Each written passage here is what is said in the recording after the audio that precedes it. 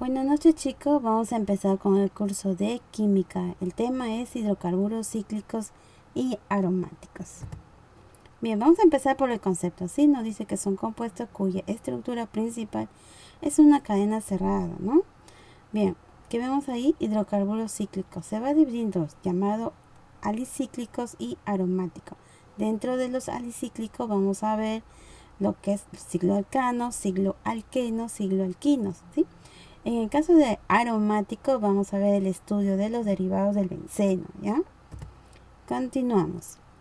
Hidrocarburos alicíclicos. Bueno, decíamos que son hidrocarburos alifáticos de cadena cerrada, ¿no? Y la fórmula global es NH2N-2D, ¿no? Menos 4T, la cual N va a representar como el número de átomos de carbono y D va a ser el número de enlaces doble. Y T va a ser el número de enlaces triple. Bien. Cicloalcano. Son de cadenas cerradas que van a presentar enlaces simples. Ahí vemos en la estructura, ¿no? Justamente enlaces simples, ¿no?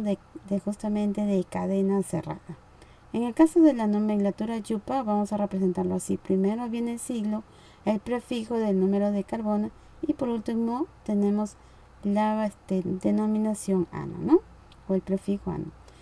Bien, fórmula global CnH2n, que viene a ser el doble, ¿sí? Continuamos. Por su fórmula global son isómeros funcionales de los alquenos, ¿no? Ahí vemos dentro de la estructura ciclopropano, si nos damos cuenta, tiene 3, ¿qué cosa? Átomos de carbono, ¿no? Coloco la fórmula global C3H6. Pero si no, puedo yo encontrar como dentro de la estructura un triángulo cerrado, ¿no? Esa es la fórmula como yo voy a identificar justamente el ciclopropano. Sigamos. En el ciclobutano ya viene de la denominación but, que viene a ser de 4 carbonos. Hay que hacerles recordar que por cada vértice hay solo un carbono. En total ahí observamos 4 carbonos, ¿no? O también lo puedes visualizar como un triángulo que recuerda la estructura nada más, ¿sí? En el ciclopentano, si se dan cuenta, tiene 5 carbonos, ¿no? Entonces, ¿cómo lo voy a llamar? Ciclo justamente pentano y recordar la fórmula global, C5H10. Y en el hexano también, ¿no? ¿Cuántos carbonos tiene? Tiene 6, C6H, ¿no? 12, el doble. Entonces, hay que recordar esas estructuras. Bien. Radicales de los cicloalcanos se generan por la pérdida de un hidrógeno en un cicloalcano. Lo mismo que pasó con el hidrocarburo alcano. ¿Qué pasó? Para yo encontrar un radical se perdió, ¿no? ¿Qué cosa? Hidrógeno. Bueno, ahí vemos cicloalcano, propano, mejor dicho, radical. ¿Cómo se va a identificar? Justamente así, ¿no? Un ciclopropil, pero con esa estructura, ¿no? En el ciclobutano también, ¿no? Hay que recordar que cada vértice tiene 4 carbonos. ¿Y cómo lo voy a identificar? Justamente así, ¿no? Ciclobutil con esa estructura, lo mismo pasa con el pentano.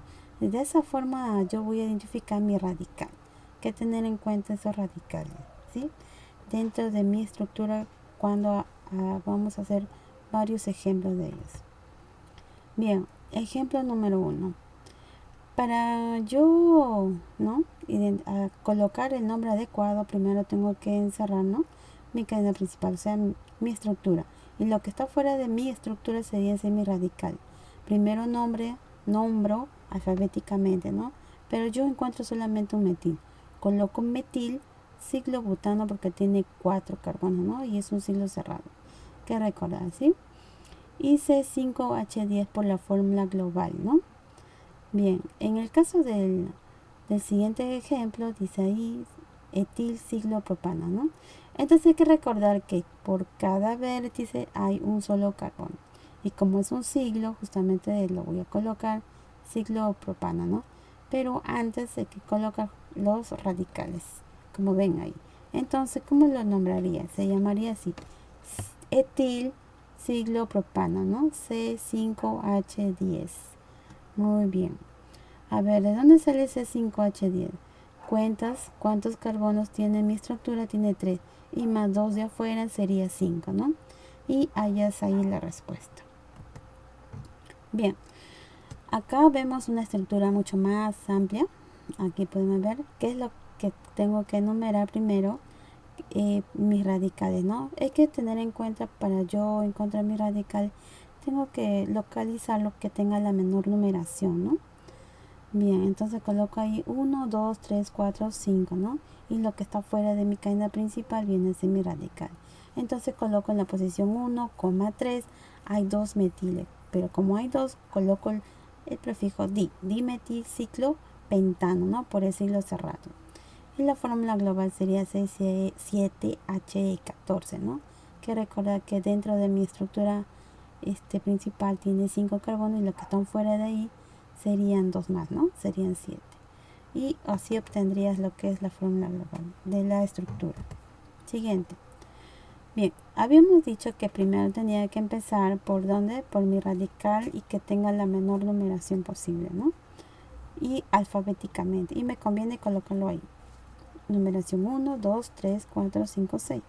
Como ven, dentro de la estructura. Y lo que está afuera viene a ser mis radicales, ¿no? Ahí tengo un etil y un metil. Entonces, alfabéticamente empezaría por el etil, ¿no? Entonces, ¿en qué posición se encuentra mi etil? En el 1, ¿no? 1-etil, que encuentra en la posición 3. Un metil, entonces sería 3-metil ciclohexano por la estructura. C9, contabilicemos cuántos carbonos tiene dentro de mi estructura, 6, y lo que está fuera de mi estructura, ahí hay 2 más, sería 8, y al costado sería 9. Ahí obtendrías la fórmula global. 5. Bueno, siguiente. Vamos a hablar justamente de esta estructura. Si se dan cuenta, fuera de mi estructura principal hay otro ciclopropil. Contabiliza cuántos carbonos tiene esa estructura. Tiene 3. Entonces yo tengo que recordar, prop era eso, ¿no? Pero como es un radical sería propil, ¿no? Se llamaría, como es cerrado, ciclopropil, ciclopentano, ¿no? Así se le llamaría. Entonces contabilizas cuántos carbonos hay dentro de mi estructura, hay 6. Y lo que está fuera de ahí, 3. Entonces 5 más 3 serían 8, ¿no? Y lo hallas con el doble, CNH por el doble. CNH, bien.